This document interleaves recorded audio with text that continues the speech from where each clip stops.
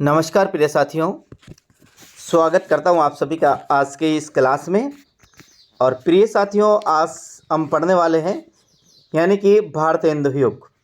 भारतेंदु युग के प्रश्न हैं जो पिछले एग्जामों में आए हैं और बहुत अच्छे क्वेश्चन है साथियों, जो आप एक कॉलेज लेक्चर से लेकर साथियों वरिष्ठ अध्यापक तक प्रश्न जो आए हुए हैं उन प्रश्नों को आज हम हल करेंगे। तो देखिए, इसमें पहला प्रश्न की हम बात करते हैं तो पहला प्रश्न है, निम्नलिखित कृतियों में से कौन सी कृति भारतेंदु हरिश्चंद्र द्वारा रचित नहीं है साथियों? पायस पयोनिधि, वर्षा विनोद, गीत गोविंदानंद अथवा वेणुगीत। इसमें से आंसर देना है। प्रश्न आया है साथियों यूपीपीएससी जीडी 2021 में ये प्रश्न आया हुआ है। तो बताइए यहाँ पर जो अपना आंसर होगा साथियों वह होगा पायस पयोनिधि। ये साथियों भारतेंदु हरिश्चंद्र की नहीं है, बाकी तीनों रचना वर्षा विनोद, गीत गोविंदानंद और वेणुगीत साथियों ये भारतेंदु हरिश्चंद्र की रचना है प्रिय साथियों। अब देखिए इसकी हम व्याख्या देखते हैं, कैसी व्याख्या है। पायस पयोनिधि भारतेंदु हरिश्चंद्र द्वारा रचित नहीं है। पायस पयोनिधि काव्य ग्रंथ के रचयिता गोविंद गिल्ला भाई है साथियों। कौन है?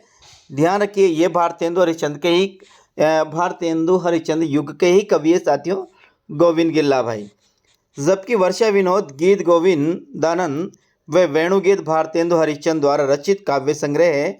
भारतेंदु हरिश्चंद्र की समस्त रचनाओं की संख्या 165 है और इनके काव्य ग्रंथों की संख्या साथियों 70 है। तो ध्यान रखिएगा, ये तीन जो रचना है भारतेंदु हरिश्चंद्र की और रचना है पायस पयोनिधि, ये गोविंद गिल्ला भाई की, आपको ध्यान रखना है साथियों। अगला प्रश्न है साथियों, केंद्रीय कर्मचारी चयन बोर्ड द्वारा पूछा गया प्रश्न है साथियों। ये पूछा गया है 2021 में पूछा गया है कि भारतेंदु हरिश्चंद्र ने काव्य धारा को किस ओर मोड़ा है? निर्गुण भक्ति की ओर, सगुण प्रेम की ओर, रीति ग्रंथों की ओर और श्रृंगार प्रियता की ओर। देखिए पहला निर्गुण भक्ति की ओर, यहाँ है स्वदेश प्रेम की ओर, रीति ग्रंथों की ओर और श्रृंगार प्रियता की ओर साथियों। तो देखिए भारतेंदु हरिश्चंद्र के पहले साथियों, आधुनिक युग के पहले कौन था? रीति युग था, यानी रीति काल था। तो रीति काल के बाद भारतेंदु युग आधुनिक काल आता है। आधुनिक काल का जो पहला कालखंड आता है वह भारतेंदु हरिश्चंद्र पूर्व भी आता है, इसके बाद भारतेंदु हरिश्चंद्र काल आता है। तो भारतेंदु हरिश्चंद्र जो काल आता है प्रिय साथियों, उसमें साहित्य को कहने किस प्रकार की साहित्यिक रचना लिखी गई, साहित्य को किस ओर बढ़ा गया, ये पूछ रहा है पूछने वाला। तो यहाँ पर अपना आंसर की बात करते हैं तो बी अपना आंसर होगा, स्वदेश प्रेम की और प्रिय साथियों। आगे प्रश्न व्याख्या देख लेते हैं इसकी। भारतेंदु पूर्व काव्य धारा में भक्ति तथा श्रृंगार की प्रवृत्ति प्रधान थी।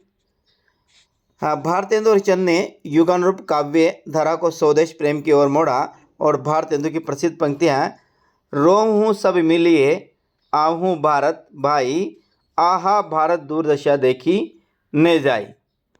अगला प्रश्न आता है तीसरा, और तीसरा प्रश्न यूपी टीजीटी में आया है साथियों।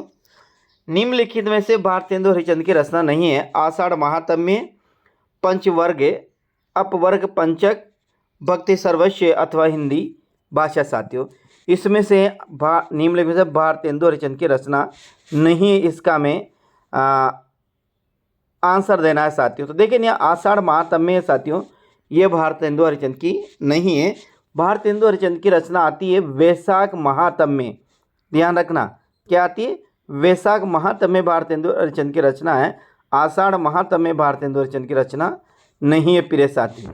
देखिए आषाढ़ महात्म्य भारतेंदु हरिश्चंद्र की रचना नहीं है, इनकी रचना का नाम है वैशाख महात्म्य।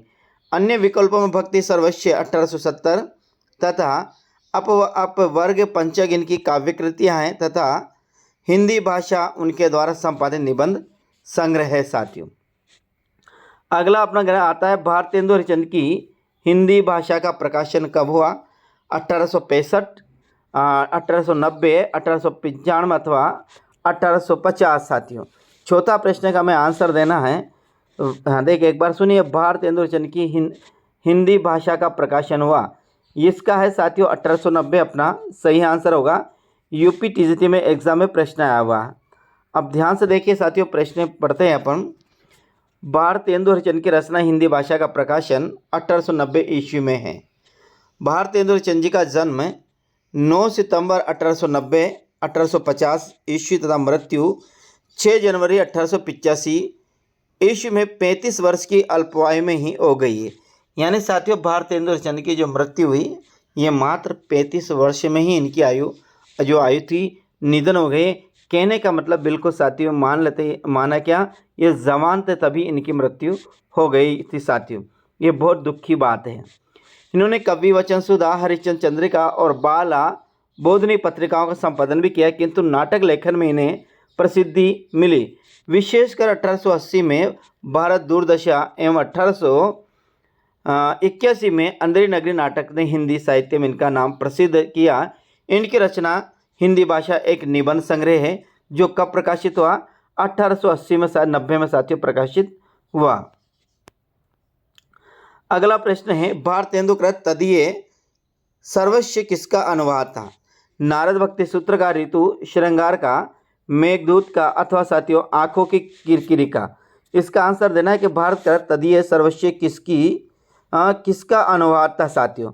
प्रश्न नंबर हम 5 की बात कर रहे हैं साथियों, और ये आया DSSS BTGT मेल में साथियों 2021 में प्रश्न आया। इसका आंसर साथियों नारद भक्ति सूत्र का अनुवाद है कौन?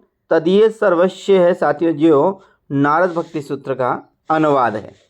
देखिए, भारतेंदु कृत तदीय सर्वस्व 1874 ईस्वी में नारद भक्ति सूत्र का अनुवाद, जिन्होंने शांडिल्य भक्ति सूत्र का अनुवाद भक्ति सूत्र वैजयंती शीर्षक किया। भारतेंदु हरिश्चंद्र ने लगभग 70 काव्य ग्रंथ लिखे, जिसमें प्रमुख है भक्ति सर्वस्व, प्रेम मालिका, वैशाख महात्म्य, प्रेम सरोवर, बकरी विलाप, रिपुनाष्टक, तन्वी लीला इत्यादि। उन्हें फूलों का गुच्छा नामक कविता खड़ी बोली में लिखी है साथियों।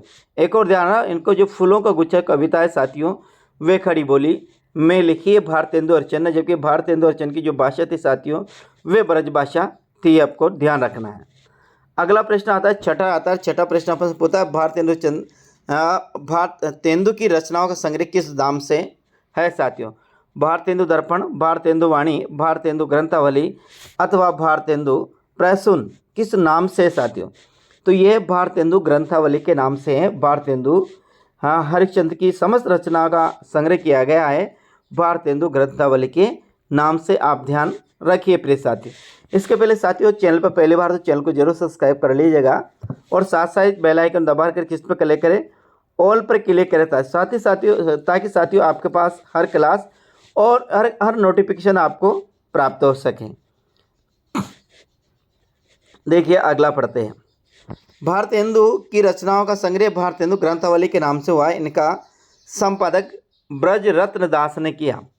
यानी भारतेंदु ग्रंथावली जो नाम का संग्रह जो किया वो किसने किया? ब्रज रत्न दास ने किया। और भारतेंदु के संबंध में डॉक्टर रामस्वरूप चतुर्वेदी ने लिखा है, कविता में इनका संस्कार है, गद्य में विचार है। क्या लिखा साथियों? कविता में इनका संस्कार है और गद्य में क्या है? विचार है। अगला प्रश्न की बात करते हैं साथियों। हिंदी साहित्य में राष्ट्रीय चेतना के संवाहक और आधुनिक चेतना के प्रणेता प्रथम साहित्यकार है। सोहनलाल द्विवेदी, भारतेंदु हरिश्चंद्र, महावीर प्रसाद द्विवेदी अथवा हजारी प्रसाद द्विवेदी साथियों। इसका आंसर क्या होगा? हिंदी साहित्य में राष्ट्रीय चेतना के संवाहक और आधुनिक चेतना के प्रणेता प्रथम साहित्यकार हैं। तो अपना जो आंसर होगा साथियों वो क्या होगा? भारतेंदु हरिश्चंद्र ही होगा। ध्यान रखना, हिंदी साहित्य में राष्ट्रीय चेतना के संवाहक या राष्ट्रीय चेतना के उद्धारक या राष्ट्र चेतना के प्रवर्तक का नाम भी आ जाए, आधुनिक चेतना के प्रणेता आ जाए साथियों, तो भी आपको आंसर क्या देना है? भारतेंदु हरिश्चंद्र ही आपको आंसर देना है प्रिय साथियों। देखिएगा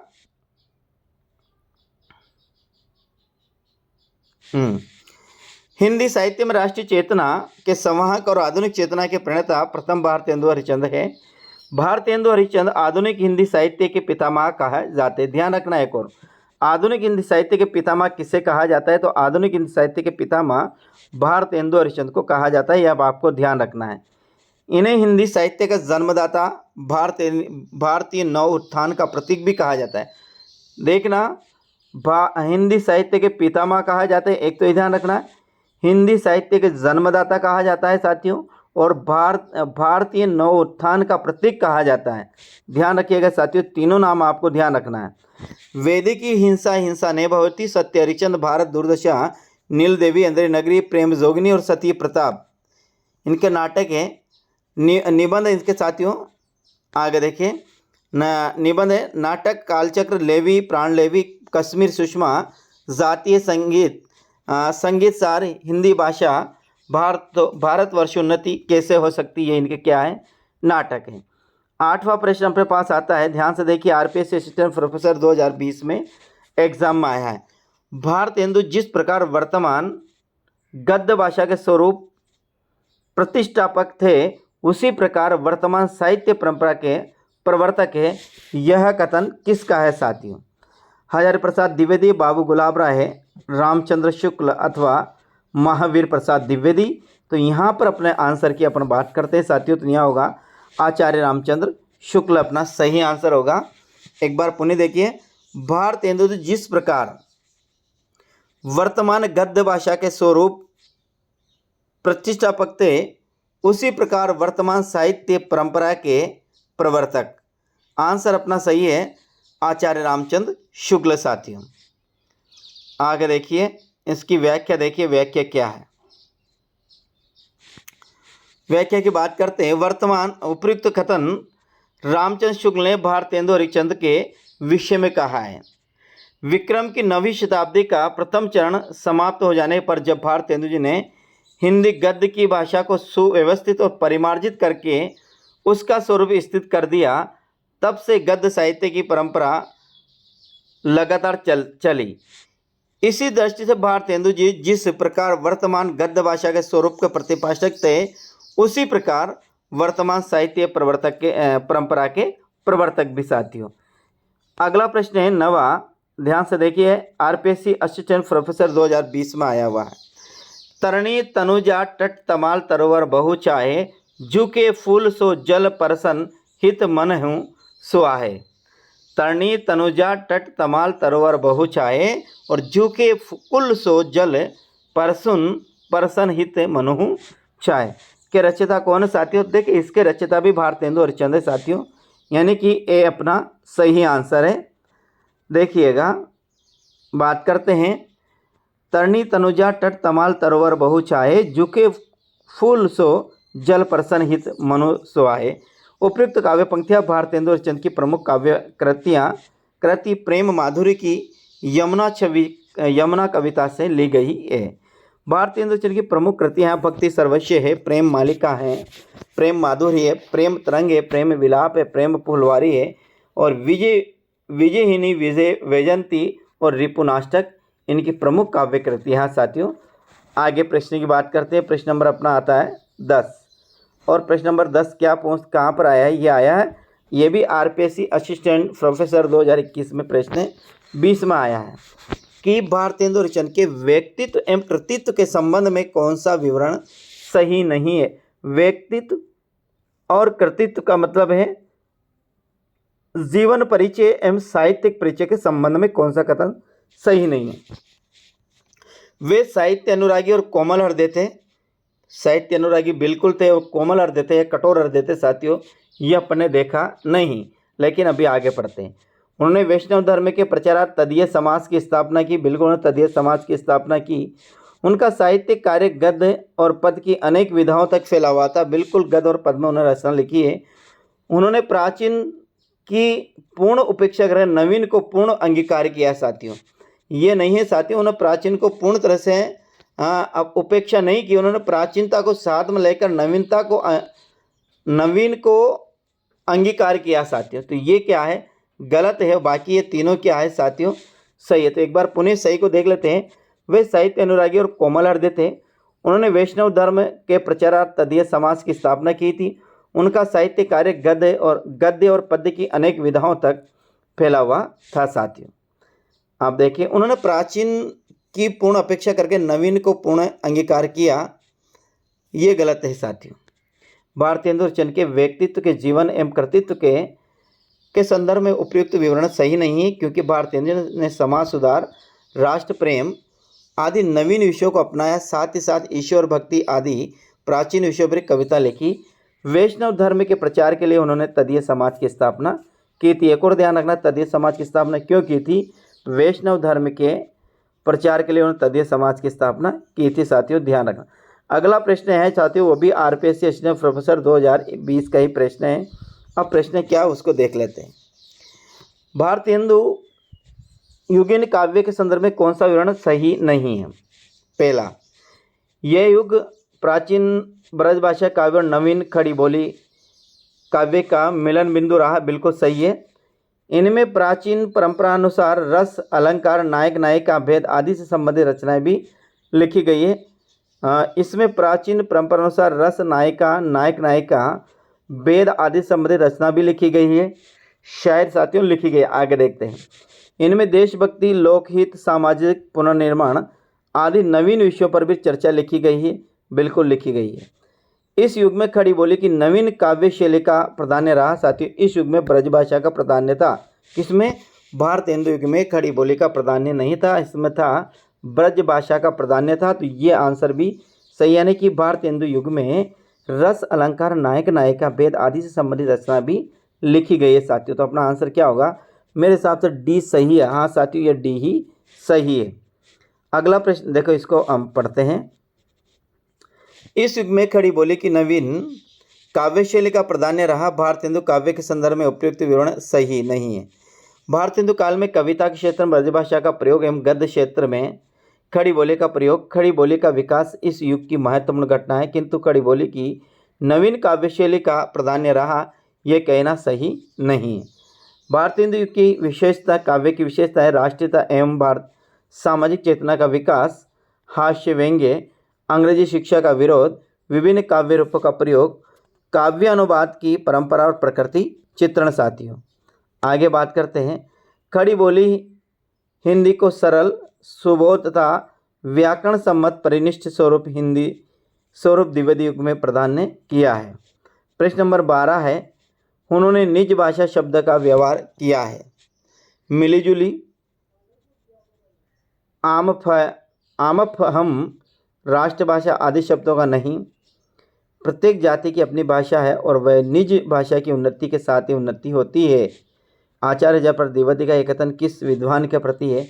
ये भारतेंदु हरिश्चंद्र के प्रति है। साथियों ध्यान रखिएगा, उन्होंने कहा कि निज भाषा शब्द का व्यवहार किया है। तो निज भाषा उन्नति, सब उन्नति को मूल, ये जो शब्द कहे किसने कहे? भारतेंदु हरिश्चंद्र ने साथियों ये शब्द कहे हैं।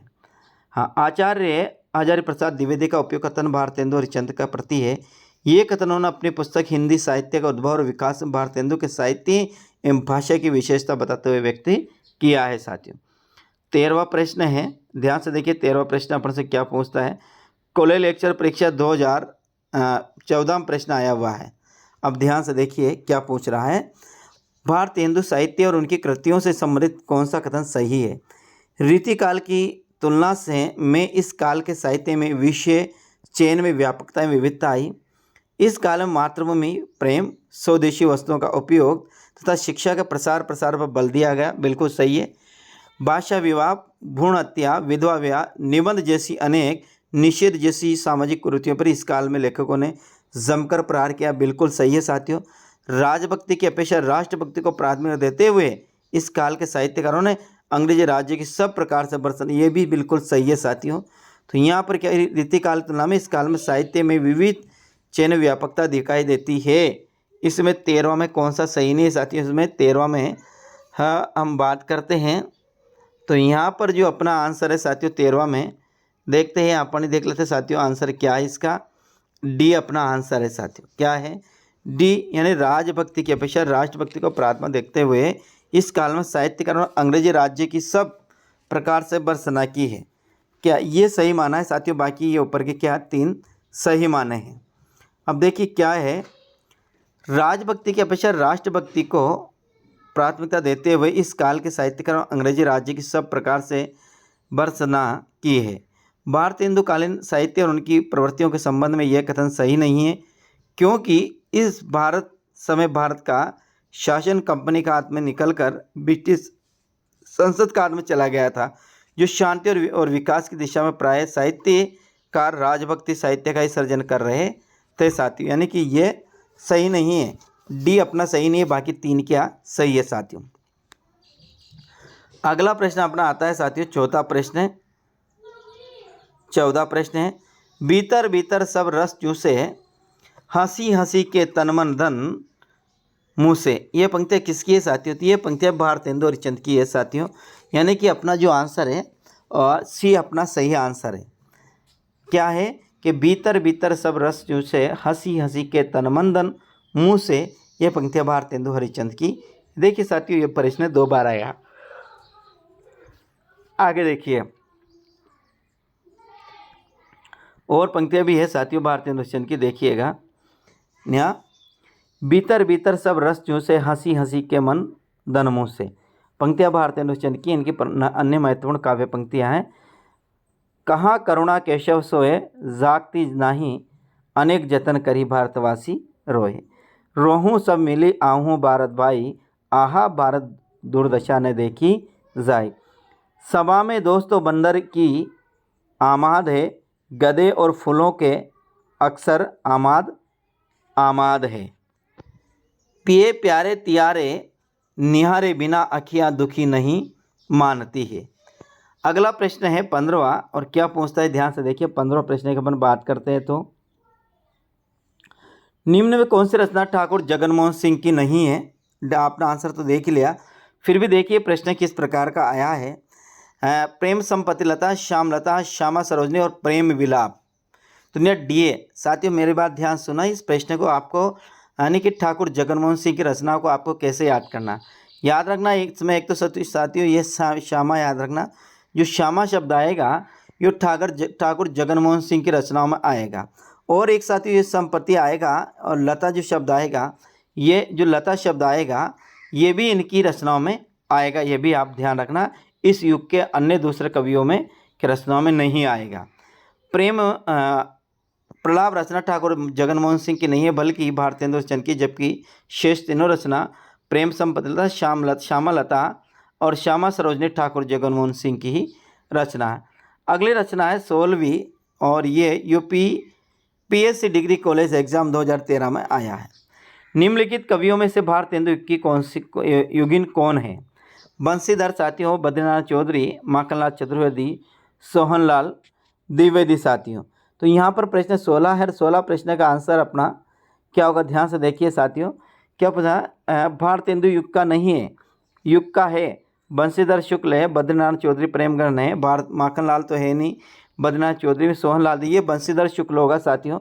यानी ए अपना सही आंसर। बी बद्रीनारायण चौधरी, हाँ भारत बद्री, हाँ सर सही है, बी सही है साथियों। आपको याद रखना है भारत बद्री, भारत से भारतेंदु हरिश्चंद्र, बी से बद्रीनाथ चौधरी प्रेम घन साथियों, ऐसे याद रखना है। ये बद्रीनाथ चौधरी प्रेम घन भी भारतेंदु की है, तो भारत बद्री ऐसे आपको याद रखना है। भारत बद्री तो भारत से भारतेंदु हरिश्चंद्र, बद्री से बद्रीनाथ चौधरी प्रेमगन। आगे देखें, बद्रीनाथ चौधरी प्रेमगन भारतेंदु युगिन कवि है। भारतेंदु युगिन अन्य कवि प्रताप नारायण मिश्र, ठाकुर जगनमोहन सिंह और अंबिकादास व्यास है साथियों।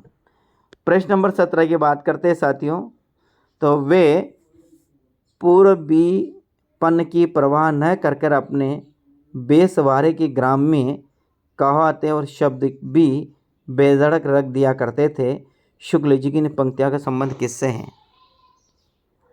वे पूर्वीपन की परवाह न कर अपने बेसवारे की ग्राम में कहावतें और शब्द भी बेधड़क रख दिया करते थे।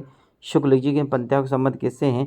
भारतेंदु हरिश्चंद्र से हैं, बालकृष्ण भट्ट से हैं, प्रेम घन से हैं, तो आप बद्रीनाथ चौधरी प्रेम घन से हैं, यानी कि प्रताप नारायण मिश्र से हैं।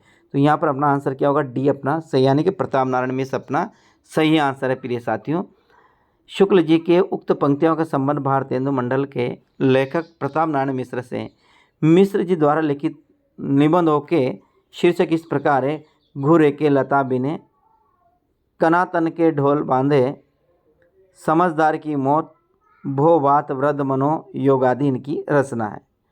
घूरे के लता बिन, कनातन के डोल बांधे जैसे शीर्षक किस लेखक ने लिखा? अभी अपन ने पढ़ा है साथियों, किसने लिखा है? ये लिखा है प्रताप नारायण मिश्र, यानी कि बी अपना सही है। गुरे के लता बिन कनात के ढोले बांधे, जिस शीर्षक के लेखक है प्रताप नारायण मिश्र साथियों, यानी कि बी अपना सही है। प्रश्न नंबर अपना देखिए 19वां अपना प्रश्न आता है और 19वां प्रश्न क्या पूछता है। 8 मास बीते जजमान अब तो करो दक्षिणादान, पंक्तियाँ का संबंध किस संपादक से है। बी यहाँ देखिए 18वां में 19वां में साथियों भारतेंद्र चंद्र, प्रताप नारायण मिश्र, बालकृष्ण भट्ट अथवा प्रेमघन, इसमें से किसका सही आंसर होगा देखिएगा, बताइएगा साथियों। 19वां की हम बात कर रहे हैं तो यहाँ पर है साथियों प्रताप नारायण मिश्र अपना सही आंसर है। इन्होंने क्या कहा कि 8 मास बीते जजमान अब तो करो दक्षिणादान, ये पंक्तियाँ 8 मान बीते जजमान अब तो करो दक्षिणादान, ये है प्रताप नारायण मिश्र की है साथियों। 8 मास बीते जजमान अब तो करो दक्षिणादान, पंक्तियों का संबंध ब्राह्मण पत्रिका के संपादक प्रताप नारायण मिश्र से है। यह पंक्तियाँ ब्राह्मण पत्रिका के संदर्भ में है। 20वां में गद्य रचना को एक कला के रूप में ग्रहण करने वाले कलम की कारीगरी समझने वाले लेखक हैं। ध्यान से पढ़िए क्या लिखा रहा।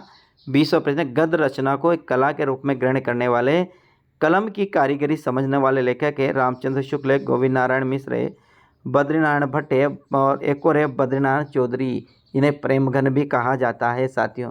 तो यहाँ पर अपना आंसर होगा गोविंद नारायण मिश्र साथियों। गद्य रचना को एक कला के रूप में ग्रहण करने वाले कलम की कारीगरी समझने वाले, ये जो कहा गया है गोविंद नारायण मिश्र के संबंध में कहा गया। गद्य रचना को एक कला के रूप में ग्रहण करने वाले कलम की कारीगरी समझने वाले लेखक बद्रीनारायण चौधरी प्रेमघन थे, परंतु प्रश्न के शुद्ध रूप में न लिखे जाने के कारण आयोग ने इसका उत्तर एफ माना है। उक्त कथन में कलम के स्थान पर कमल क्या है, कमल लिखा है।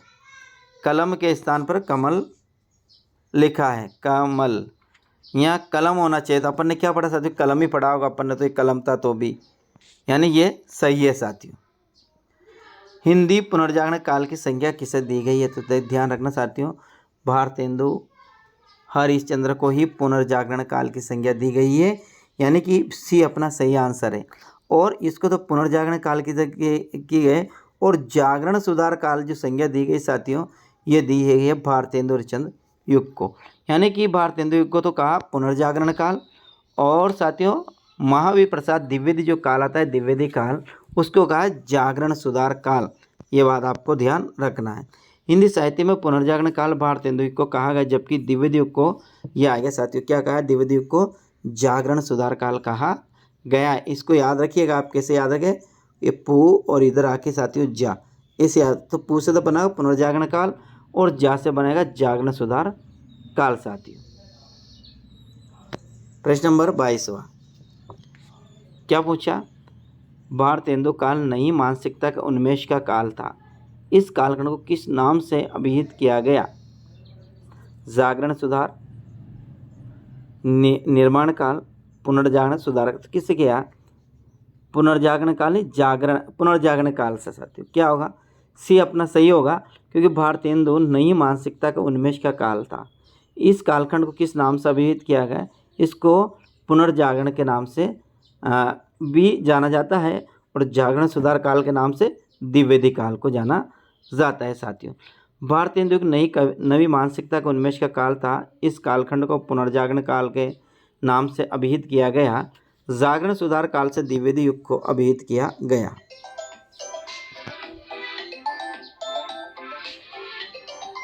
अगला प्रश्न की बात करते हैं, निज भाषा उन्नति है सब उन्नति का मूल किसकी काव्य पंक्तियाँ। भवानी प्रसाद मिश्र की,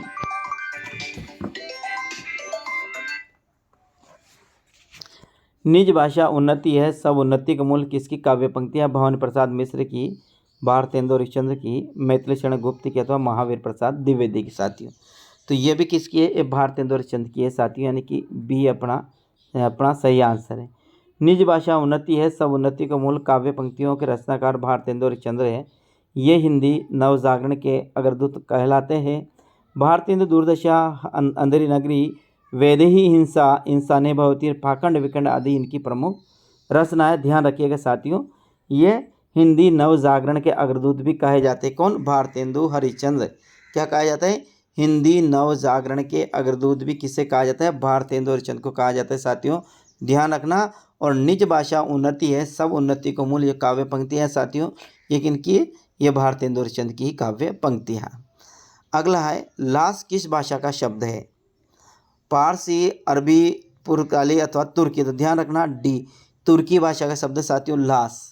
लाश तुर्की भाषा का शब्द है। तुर्की भाषा के अन्य प्रमुख शब्दों में कैची, कालीन, चेचक, जालिम, तलाश, बेगम और बहादुर और आदि इसी भाषा के शब्द किसके? लाश के। तो मेरे प्रिय साथियों, आज के ये थे 24 प्रश्न। कल फिर मैं आपके सामने 24 प्रश्न लेकर आऊँगा। तो उम्मीद करता हूँ कि आपने चैनल को सब्सक्राइब कर ही लिया, और नहीं किया मेरे प्रिय साथियों तो जल्दी से कर लीजिएगा। रोजाना इसी प्रकार का आपको एक टेस्ट क्लास मिलेगी, पिछले एग्जामों से आए हुए प्रश्न मिलेंगे, और साथियों एक मिलेगी आपको विवरणात्मक क्लास मिलेगी। यानी कि आप में सेम पूरी अभी जो क्लास चल रही है रात की साथियों, वो क्लास अपलोड होती है 9 बजे के लगभग क्लास वो अपलोड होती है। और उसमें अभी अपना चल रहा है साथियों भक्तिकाल के काव्यधाराओं को अपने विभाजन कर दिया गया है। आज जो चलेगी साथियों वो चलेगी अपनी पहली निर्गुण काव्यधारा में चलेगी साथियों। अपने कौन सी चलेगी? वो चलेगी ज्ञानाश्री काव्यधारा। कौन सी? ध्यान रखिए, चलेगी ज्ञानाश्री काव्यधारा साथियों। ठीक साथियों, तो जय हिंद, वंदे मातरम प्रिय साथियों। कल फिर मिलते हैं अगली क्लास में। राम राम साथियों।